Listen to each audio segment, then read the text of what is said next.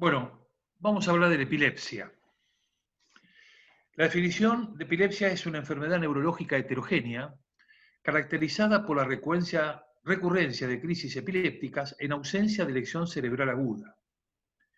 ¿Por qué decimos que es heterogénea? Porque cuando hay causa, distintas causas pueden producir la epilepsia. ¿Y por qué decimos que tienen que recurrir a crisis? Porque en general el paciente para definir epilepsia tiene que tener una o más crisis convulsivas. En ausencia de una lesión cerebral aguda, porque el paciente puede hacer una hipoglucemia y hacer una convulsión. Eso no es epilepsia. Por lo tanto, epilepsia es cuando el paciente presenta más de uno episodio convulsivo. La clasificación de las epilepsias: idiopáticas, criptogenéticas y sintomáticas. Idiopáticas no tiene una causa, son las epilepsias primarias, que son la mayoría. Las epilepsias sintomáticas es cuando el paciente sí tiene una causa de su epilepsia. Y las criptogenéticas son, en general, cuando se clasifican, cuando tenemos una lesión tan pequeña que no puede ser advertida por el diagnóstico por imagen, o cuando el cuadro es muy severo y tenemos un diagnóstico por imagen normal. Ahí decimos que es criptogenética. En general, idiopática es cuando no tiene causa, sintomática o secundaria es cuando tiene causa, y las criptogenéticas en general son cuando la causa no puede ser detectada por el diagnóstico por imagen. Antes hablábamos de heterogénea y ahí vemos por qué el concepto de heterogénea, porque cuando encontramos causa, las causas pueden ser muy disímiles entre ellas. Por ejemplo, la malformación del desarrollo cortical, la patología perinatal, las infecciones del sistema nervioso central, las masas ocupantes, los tumores, accidentes cerebrovasculares, malformación arteriovenoso, otras malformaciones vasculares, traumatismo encefalocraniano, cirugía intracraniana, esclerosis del hipocampo y otras como la neurocutánea, neurofibromatosis, esclerosis múltiple, tóxicas, encefalitis. Vamos a ver las crisis convulsivas. Acá tenemos otra definición. Cuando tenemos una actividad anormal y excesiva, asincrónica del cerebro, se produce una convulsión. Por lo tanto, epilepsia es más de una convulsión. Y la convulsión se produce por una actividad anormal, excesiva y asincrónica del cerebro que termina produciendo síntomas y signos transitorios. Hay algunos desencadenantes de las crisis: el sueño insuficiente, un cansancio intenso, el estrés psíquico-físico, fiebre, alcohol, demasiada estimulación sensorial, TV, ordenador, videoconsolas, interrupción brusca de la medicación. Por lo que sugiere la fiebre, produce lo que se llama convulsiones febriles, que es un episodio distinto a esta situación. La clasificación según la etiología ya la habíamos visto: idiopática, criptogenética y sintomática. Idiopática cuando no tiene causa y conforma la mayoría de las epilepsias. Criptogenética es cuando no se llega a ver la causa en el diagnóstico por imagen, y sintomática es cuando se advierte causa de la epilepsia. La clasificación semiológica de las crisis pueden clasificarse como crisis convulsivas focales, crisis convulsivas generalizadas y crisis convulsivas inclasificables.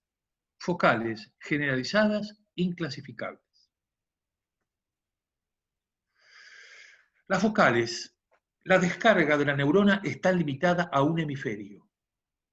La región puede ser subcortical o cortical y puede haber una afectación motora, una afectación sensitiva, una afectación sensorial, psíquica o autonómica. Además, las crisis focales se clasifican en simples y complejas. Son simples cuando el paciente preserva el estado de conciencia, y cuando hay una alteración del nivel de conciencia durante la crisis, son las complejas. Las parciales, además, se pueden secundarizar a generalizadas. Por lo tanto, las focales, simples y complejas. En simples se preserva el estado de conciencia, en las complejas se altera el estado de conciencia y las parciales pueden ser secundariamente generalizadas. Las crisis generalizadas, las descargas son bilaterales, las estructuras corticales y no necesariamente compromete todo el col. Generalmente hay alteración de conciencia, pero como vamos a ver en algunas, no hay alteración del estado de conciencia. Las crisis generalizadas incluyen las tónico-clónicas, las clónicas, las tónicas, las mioclónicas, las atónicas, las ausencias típicas y las ausencias atípicas. La crisis tónica es una contracción muscular sostenida de un segmento. La duración, 2 a 10 segundos. Hay inmovilidad con ligero estrechamiento del sostenido. Las crisis clónicas, la contracción y relajación alternante brusca de un grupo muscular, sacudida muscular. Las crisis tónico-clónicas tienen 3 fases: la tónica, la clónica y la posictal.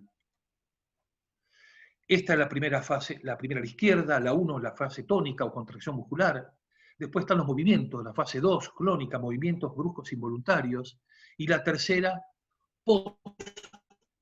agotamiento o posictal, el agotamiento. Las crisis mioclónicas son contracciones involuntarias, únicas, múltiples, repentinas, breves, menos de segundo de músculos, o grupos musculares de tomografía variable, axial, proximal o distal, focales o generalizadas, sin periodos poscríticos, y puede haber caídas y traumatismo. La crisis de ausencia es una pérdida de conciencia paroxística de inicio final brusco, sin aura, no hay pérdida del tono postural, segundos de duración y puede acompañarse de fenómenos motores leves.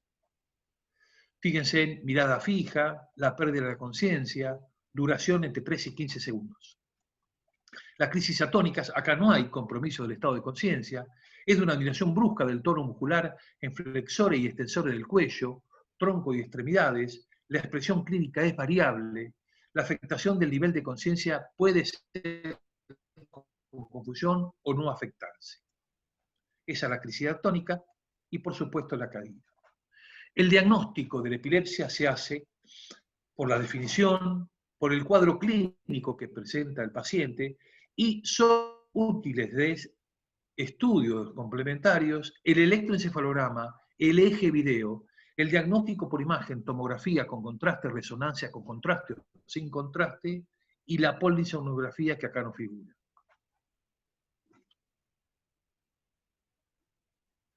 La evaluación del paciente con primera crisis debe ser a la brevedad. Es fundamental el testigo porque el paciente a veces pierde conocimiento y no puede relatar la crisis. La semiología de la crisis, y esto es muy importante, verificar si es una crisis epiléptica.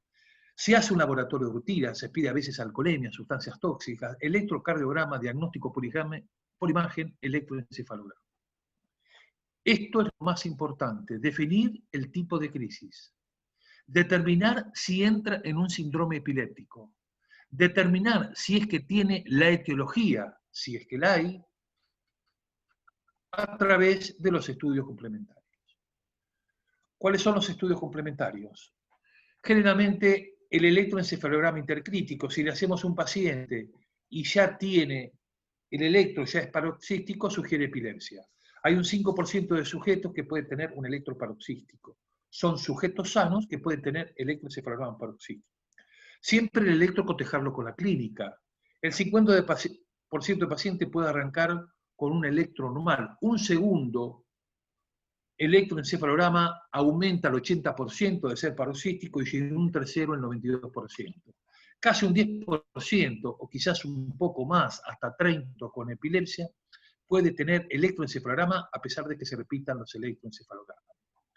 El electroencefalograma de video es muy importante, se interna el paciente en 3 a 5 días, da un diagnóstico definitivo, es de gran utilidad para la cirugía de la epilepsia, es de gran utilidad en dificultad de diagnóstico y es fundamental para el diagnóstico diferencial entre crisis y pseudocrisis.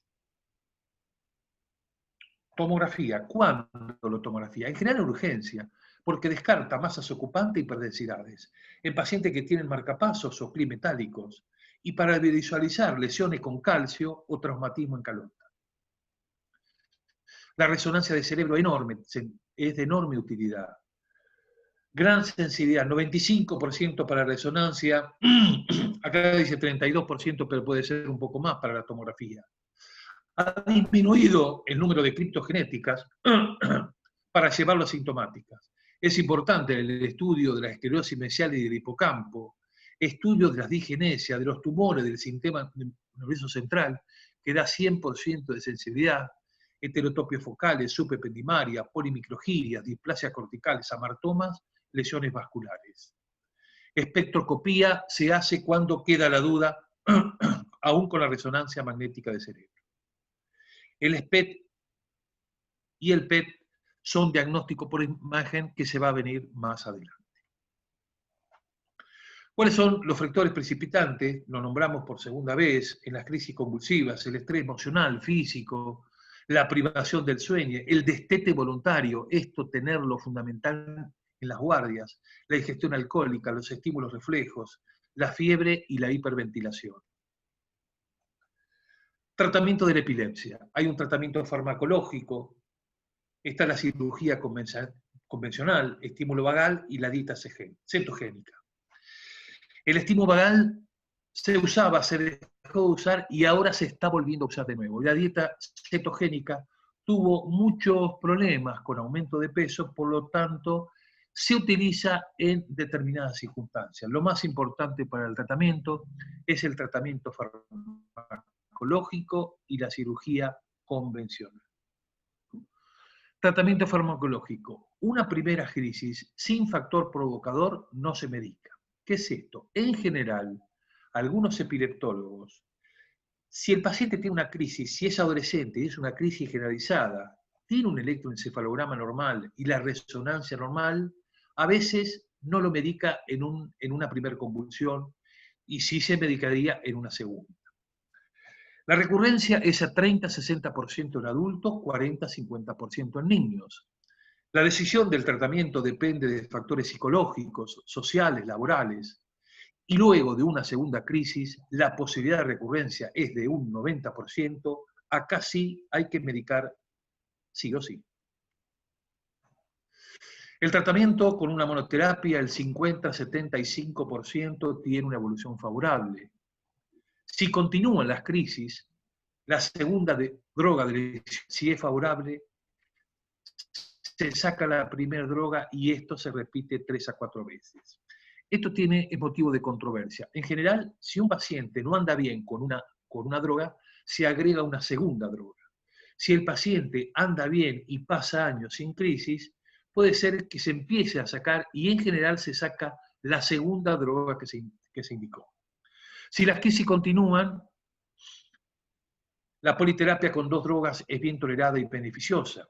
La politerapia con 3 drogas generalmente la hacemos, pero hay que tener en cuenta que rara vez da beneficios y a veces da muchos efectos colaterales. Efectos colaterales puede haber en una monoterapia. Efectos colaterales más va a haber cuando el paciente tiene 2 drogas. Y por supuesto va a haber más efectos colaterales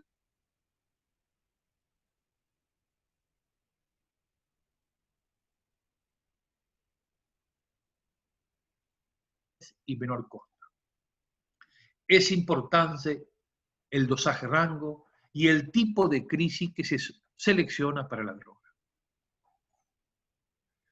Factores con alto grado de recurrencia. Una causa orgánica, un tumor cerebral, una malformación arteriovenosa, un accidente cerebrovascular, un absceso cerebral, hermano con epilepsias no padres, electroencefalograma paroxístico, antecedente de convulsiones febriles, parálisis de TOD y debut con estado epiléptico.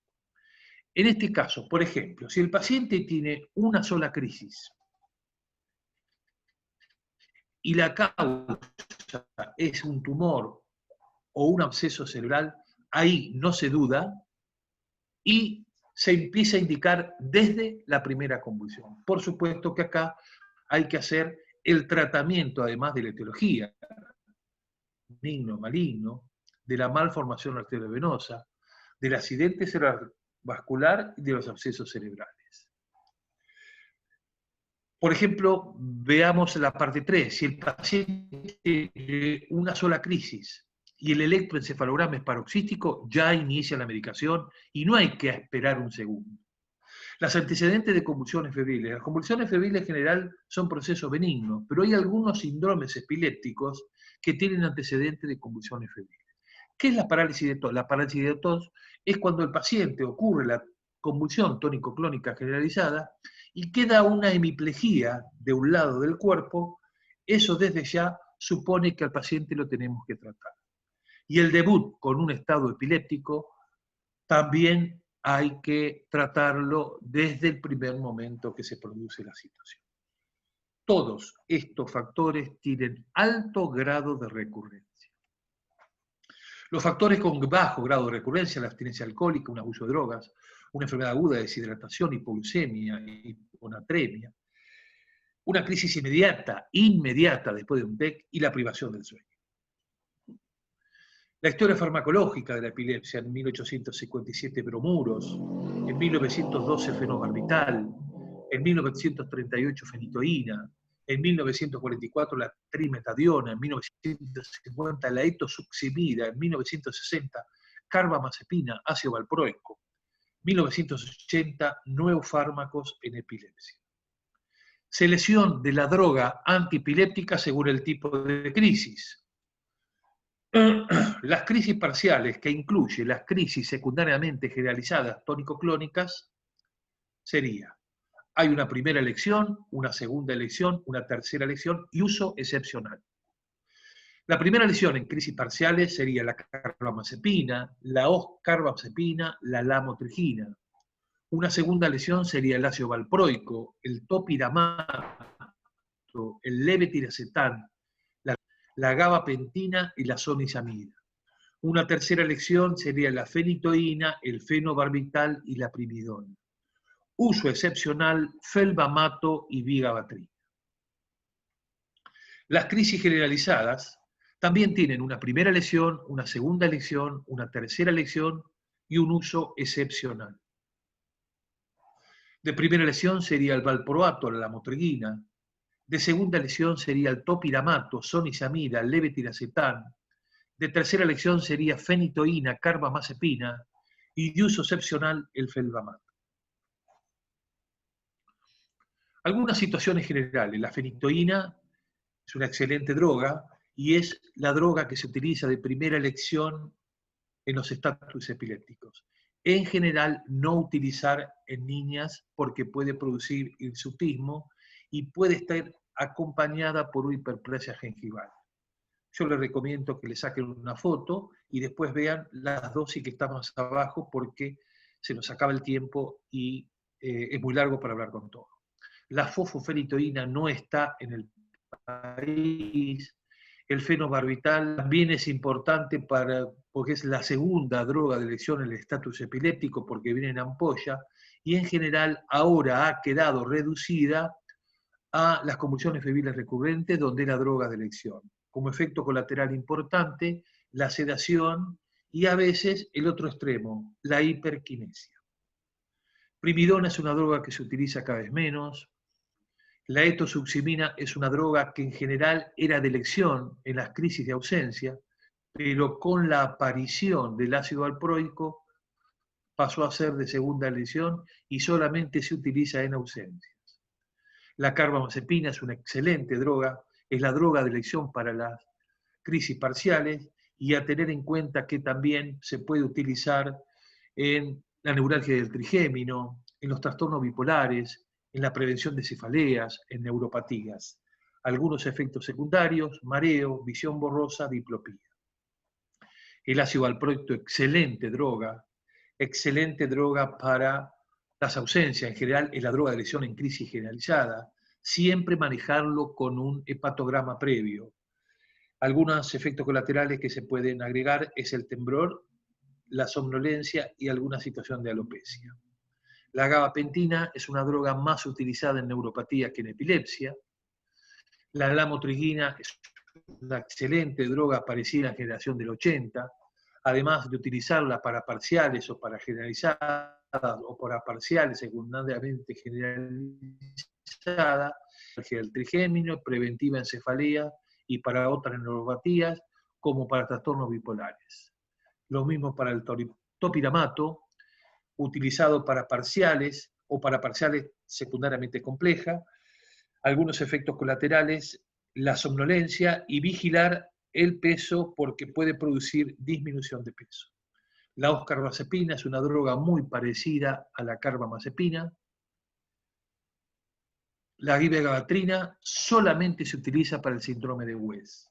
Hay que tener cuidado con esta droga porque puede producir neuritis óptica y algunos cuadros de alteración psiquiátrica. Por lo tanto, solamente se utiliza en los espasmos infantiles, en el síndrome de West, y siempre tiene que tener la vigilancia de un oftalmólogo pediatra por la posibilidad que tiene de producir neuritis óptica.